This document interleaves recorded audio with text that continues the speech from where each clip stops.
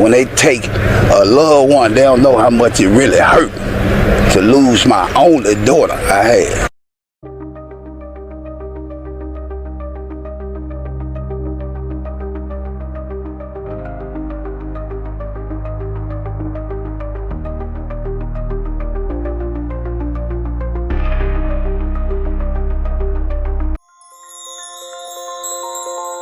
On June 30, 2022, a frantic call echoed through the emergency dispatch lines in Memphis, Tennessee.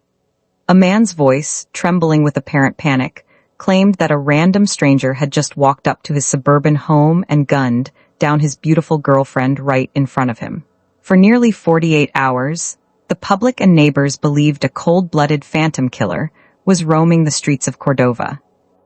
But in a shocking legal twist that culminated in a tense courtroom showdown, the mask was completely ripped away. The real monster wasn't a passing stranger. It was the very man who called for help. And the most heartbreaking twist of all? The ultimate undoing of this killer didn't come from high-tech forensics, but from the brave lips of a 10-year-old boy who watched the entire horror unfold while hiding silently in the backseat of a car. Welcome to True Aftermath. Today, we unfold the complete, updated timeline of Marquicha Thomas's case and the final legal rulings. If you value deep, respectful true crime investigations that honor the victims, hit subscribe and turn on notifications so you never miss a case update. To truly understand the weight of this tragic story, we have to look past the grim headlines and meet the incredible woman whose life was so brutally stolen. Marquicha Thomas was only 28 years old. She lived in the peaceful, family-oriented neighborhood of Cordova, Tennessee. If you spoke to anyone who shared a space with her, they would tell you that 4 distinct words defined her entire existence: loving, nurturing, determined, and incredibly hardworking. Her sister Nicole once shared a quote that perfectly encapsulates her spirit. She said, "Anybody who knew she had a heart full of gold." She was big on loyalty, unshakable principles, deep respect, and above all else, the beautiful family she spent every single waking hour building and protecting. Marquicha wore many hats in her life. She was a deeply cherished daughter, a fiercely protective sister, a fun aunt, a reliable cousin, and most importantly, an absolute supermom to her 8 children. Her babies were her absolute number one priority, her ultimate anchor in this world. She did everything for them, pouring every single ounce of her energy and resources into ensuring they were cared for, loved, and given the best possible life she could afford to provide. Nicole recalled how Marquicha would literally give the last dollar in her pocket to help a stranger or a friend in need. Nicole would often tease her, saying, "I don't know why anyone would ask you for anything, knowing you have several mouths to feed at home." But that was just who Marquicha was. She possessed a rare, selfless kindness that didn't change based on how hard her own circumstances were. To know her was to love her. She walked her dogs down the street, greeted her neighbors with a warm, bright smile, and brought a vibrant energy to Oak Bucket Drive. But behind that bright smile and the busy, loving routine of raising her children, a dark shadow was creeping into Marquicha's life. She was in a relationship with a man named Byron Pipkin. While the public and casual acquaintances didn't know the deep, troubling nature of what was happening behind closed doors, those closest to her were beginning to see major warning signs. On the surface, Byron tried to project a picture-perfect romance. He even posted a lengthy, emotional message on Facebook, publicly proclaiming how beautiful Marquicha was to him and thanking her for helping him push through all of his personal ups and downs. But social media is a curated lie. Marquicha's father later opened up in a painful, heartbreaking interview with local news outlets. He says the warning signs were there and his deepest fear came true last week. I had told her, I said, if a man beating on you and pulling on you sooner or later, he gonna kill you. He revealed that the warning signs of toxic control and severe domestic abuse were flashing red. Her father had sat her down before and explicitly warned her, saying, "If a man is putting his hands on you, beating on you, and pulling on you, sooner or later, he is going to kill you." It is a chilling prophecy that no parent should ever have to speak, and one that would tragically come to pass. In the days leading up to the final incident, Marquicha confided in those around her that Byron was acting incredibly odd, erratic, and unpredictable. She knew something was deeply wrong. She was preparing to run away and protect her children. Sadly, she wouldn't get the chance. If you've been following our investigations, you know we map out every detail of these files. If you're new, hit subscribe right now, because what happened outside that garage doors just moments later changed everything. It was the night of June 30, 2022. Inside the home on Oak Bucket Drive, the tension that had been building up finally reached a violent boiling point. According to subsequent court documents and terrifying eyewitness accounts, an intense argument broke out between Marquicha and Byron Pipkin inside the garage. Marquicha, realizing the imminent danger she was in, made a desperate, split-second decision to sprint out of the garage to save her own life. She ran out into the front yard, breathing the humid night air, desperate to reach safety. But Byron Pipkin was right behind her. He was armed with a handgun, a weapon he legally had absolutely no business carrying due to his extensive history as a convicted felon. Without a shred of mercy, Byron raised the firearm and pulled the trigger. Marquicha was struck by the gunfire right there in her own front yard, collapsing onto the grass. But the nightmare didn't stop with the pull of a trigger. As Marquicha lay bleeding and completely incapacitated, Byron walked over, grabbed her body, and callously dragged her back across the concrete and into the dark garage, trying to hide his horrific crime from the gaze of the neighborhood. What Byron didn't realize at that moment was that he had an audience. Hiding in a car parked nearby was Marquicha's 10-year-old son. Can you even begin to comprehend the absolute, paralyzing terror that child felt? Peering through the glass windows of the car, he watched his mother be gunned down in cold blood and dragged like an object across the yard by the man who was supposed to be a protector. He stayed entirely silent, knowing that if he made a single sound, he could be the next target. Inside the house, Marquicha's 6-year-old daughter was waiting. Byron walked back inside the home, his hands stained with blood, walked right up to the little girl, and coldly ordered her to come with him. He snatched the child up, placed her in his vehicle, and fled the bloody scene. As he was speeding away from the Cordova home, Byron began setting his calculated cover-up plan into motion. He called for help. With a completely straight face, he spun a wild, elaborate lie to the operators. He told them that his home had been targeted, that his girlfriend had been shot randomly by an unknown male suspect. And he even claimed that he was currently driving and actively chasing the fictional shooter down the highway. He threw out descriptions and names of people who investigators would later prove were nowhere near the house and had absolutely nothing to do with the crime. While spinning this web of lies to the police, Byron made a pit stop. He drove to the house of a friend of a family member and dropped off the terrified 6-year-old girl, abandoning her there before disappearing into the night. Back at Oak Bucket Drive, the neighborhood was suddenly flooded with a sea of blue and red flashing lights. Memphis police officers and emergency medical personnel rushed to the scene around 11:45 p.m. They found Marquicha in the garage in critical, fading condition. Paramedics rushed her to the hospital, doing everything they could to stabilize the mother of 8. But the damage was too severe. Shortly after arriving, Marquicha Thomas was officially pronounced deceased. Her heart of gold had stopped beating. The moment the police arrived at the Cordova home, Byron's elaborate lie began to completely disintegrate. Neighbors walked out of their homes, shaken to their core, and told responding officers a drastically different story. Very friendly. She used to walk her dogs around, speak to everybody. Everybody knew her. Very good person at heart. It was shocking to come outside and see it because there's something we don't have in this neighborhood. Yeah, we really bothered because she was very active in our neighborhood. They described hearing a vicious, loud argument right before the sharp cracks of gunfire echoed through the street. Furthermore, investigators began speaking to the children and analyzing the physical evidence left behind in the yard and the garage. Within less than 48 hours, the Memphis Police Department officially threw out Byron's fake story and identified him as the primary, high-risk suspect in Marquicha's murder. But Byron was entirely in the wind, and a dangerous felon with a firearm on the loose put the whole city on high alert. A massive manhunt was launched across Shelby County. Detectives worked around the clock, tracking phone pings, monitoring associates, and waiting for a single break in the case. That break came the very next day. Law enforcement received a crucial, anonymous tip pointing them directly to a budget motel. Byron Pipkin had fled south and checked himself into a room at the Economy Inn located in South Memphis.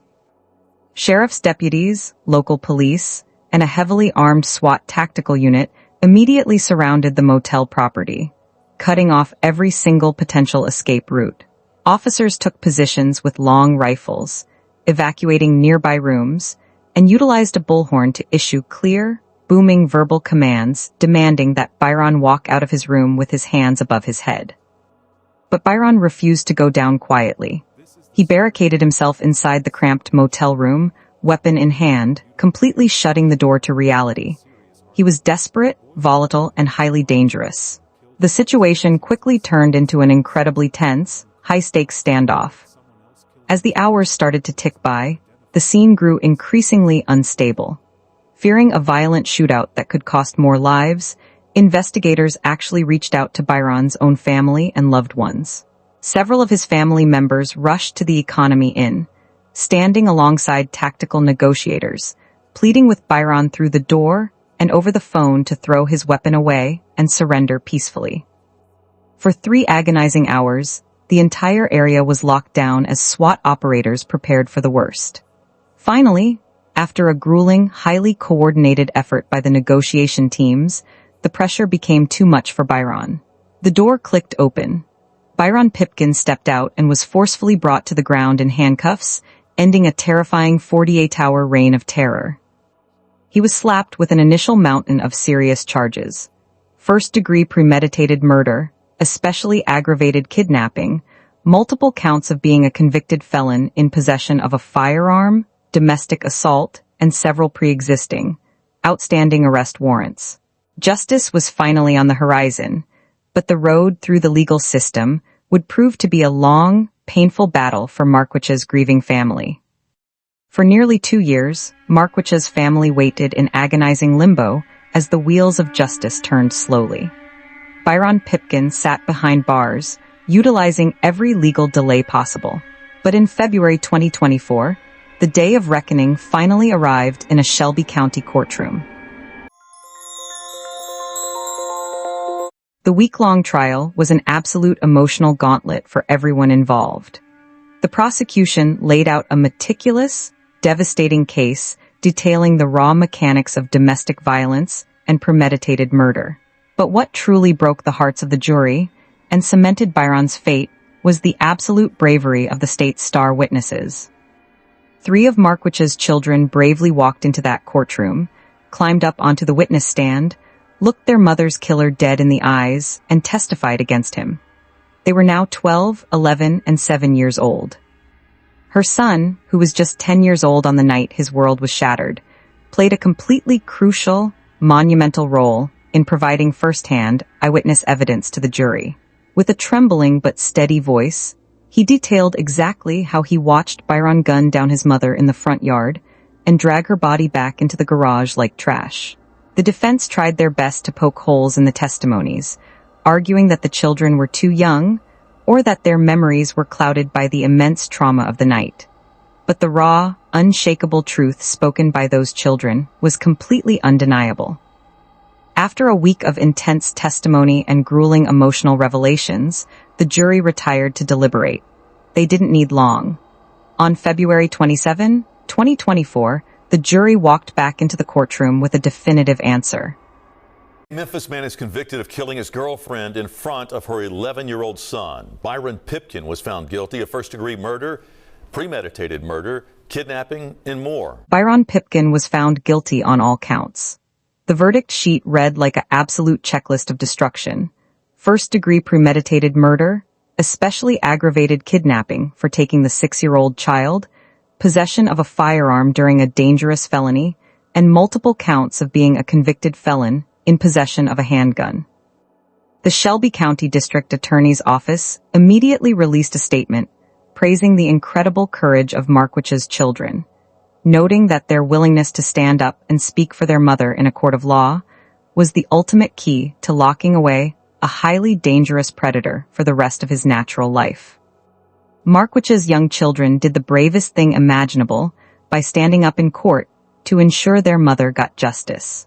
We spend over 40 hours researching these heavy court files to ensure stories like Marquicha's are never buried or forgotten. Hit subscribe to help us keep bringing these cases to light. With the guilty verdicts officially secured, the case moved to the sentencing phase under the supervision of trial court Judge Lee V. Coffey. In cases like this, the law allows for various terms, but given the sheer brutality of the execution, the cold kidnapping of a minor, and Byron's extensive past felony record, the court showed absolutely zero leniency. Judge Lee V. Coffey handed down a crushing, monumental sentence. Byron Pipkin was sentenced to an effective life sentence in prison, plus an additional 68 years to be served consecutively in the Tennessee Department of Correction.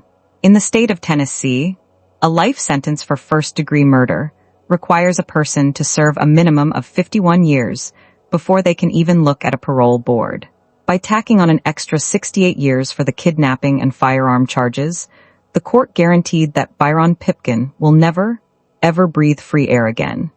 He will spend the rest of his days dying inside a maximum security prison cell. But true to the nature of unrepentant criminals, Byron wasn't done fighting. He refused to accept responsibility for the absolute devastation he caused.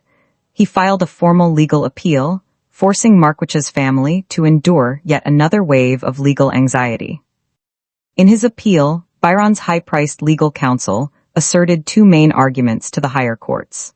First, they claimed that the state's evidence was completely insufficient to support a conviction of premeditated first-degree murder, trying to argue it was a crime of passion or an accidental escalation. Second, they claimed that the trial court committed a reversible error by allowing highly prejudicial information and gruesome details to be admitted into evidence before the jury.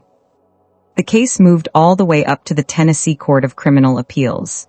Legal experts and true crime advocates watched closely. On July 3, 2025, authoring Judge Robert W.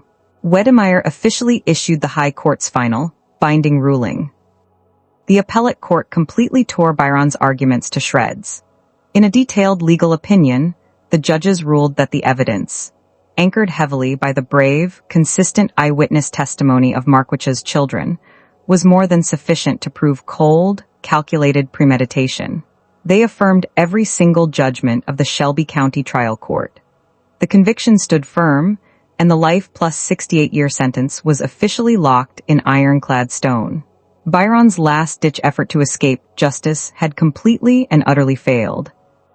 While the legal system was busy locking Byron away, Marquicha's family and the wider Cordova community were left with the monumental, agonizing task of picking up the broken pieces.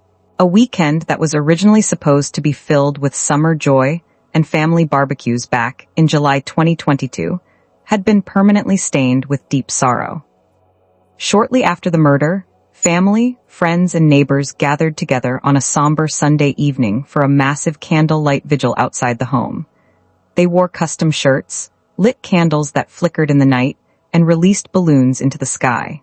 One family member spoke through tears to local journalists, saying, "Right now, it's entirely about the kids. I just want everybody to stay in good spirits and love everybody while they're still here." She was always 10 toes down. A massive piece of me left when my little sister left this earth. It's about the kids, and I just want everybody to stay in good spirits and, love everybody while they're here. She was always 10 toes down. A piece of me left when my little sister left, for real. In the true crime community and across social media platforms, the final rulings in 2024 and 2025 sparked massive, intense waves of public reaction. While there was overwhelming relief that Byron received a maximum sentence, a fierce, highly necessary public debate ignited across forums like Reddit and Facebook regarding systemic failures in protecting domestic abuse victims. Many online advocates pointed out the terrifying reality of the warning signs her father mentioned. People asked, how was a previously convicted felon able to easily obtain a handgun in Memphis? Why are domestic violence calls often treated as simple private family matters until it is tragically too late? 2-9. Local domestic violence advocacy organizations in Western Tennessee used Marquicha's tragic story as a powerful, rallying cry to push for stricter enforcement of laws that strip firearms away from known domestic abusers. Today, her family honors her lasting legacy by pouring an absolute ocean of love into her 8 children, ensuring that they grow up knowing exactly how fiercely their mother loved them, and how she ultimately gave her life trying to run toward a safer future for them all. Even though Byron Pipkin is locked behind concrete walls for the rest of his days, several deeply troubling, unresolved angles and unanswered questions still linger over this case. First and foremost is the massive, unaddressed issue of illegal firearm pipelines in Shelby County. Byron Pipkin was a known, heavily documented convicted felon with an existing record that legally barred him from being anywhere near a firearm. Yet he was easily able to walk around Cordova carrying a loaded handgun. To this day, local law enforcement has never publicly disclosed exactly how or from whom Byron obtained that murder weapon. True crime analysts have raised theories that he may have acquired it through a thriving underground straw purchasing network in Memphis, a systemic lapse that continues to claim innocent lives across the state every single day. Another major angle revolves around the deep, long-term psychological care for child witnesses within the justice system.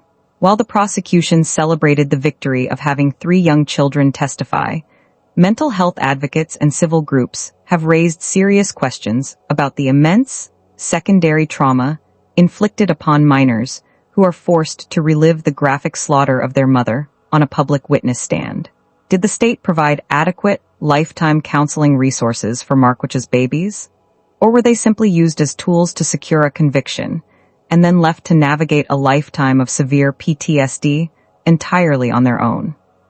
Furthermore, rumors of potential civil lawsuits have circulated among local legal circles regarding whether more could have been done by local law enforcement to intervene prior to June 30th. Given that Marquicha had openly expressed to multiple people that Byron was acting highly dangerous and erratic in the days leading up to her death, the answers to these questions remain buried in red tape. Marquicha Thomas was a bright light, a mother of 8, and a woman with a heart full of absolute gold whose life was cut short by a coward. Justice in a courtroom has been officially served, but the void left in her family can never be filled. This case stands as a stark, urgent reminder that domestic violence is an absolute emergency. If you or someone you know is currently trapped in a toxic relationship, walking on eggshells, or seeing the exact same warning signs that Marquicha's family saw, please do not wait. Reach out for help immediately. You can contact a suicide and crisis hotline. It is completely free, entirely confidential, and available 24 hours a day, 7 days a week.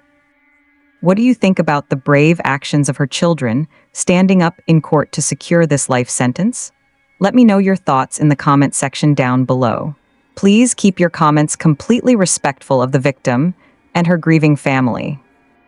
Thank you so much for watching this deep dive update on True Aftermath. As we honor Marquicha's memory, her family hopes this case continues to shine a vital light on domestic abuse warning signs. What do you think about the brave actions of her children standing up in court to secure this life sentence? Let me know below. Tap subscribe to join our community and click the video on your screen right now to step into our next investigation.